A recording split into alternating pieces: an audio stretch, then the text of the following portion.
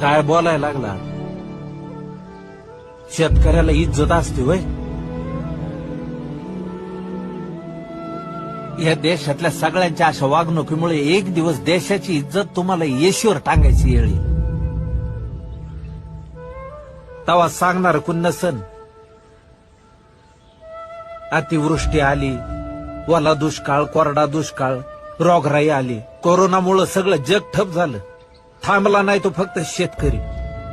साधं टिकल्याचं पाकिट विकणाऱ्याला विचारलं काय करतो, तो म्हणतो बिझनेस आहे माझा. आणि एका धान्याच्या दाण्यापासून हजारो दाणे बनविणारा शेतकरी बिझनेसमन नाही याची लाज नाही वाटत? आणि तुमच्या या अशा नटवेपणापायी आज नवी पिढी अर्धवट शिकलेली मातीत पाय घालायला तयार होत नाही. उद्या जर शेती करणारी पिढीच निपाजली नाही तर काय करणार आहे तुम्ही? का पैसा भरणार आहे फक्त?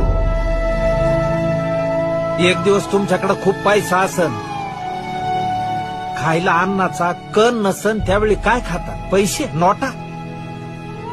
सांभाळा तुमची पोरगी. बघा शहरातला माणूस. चला.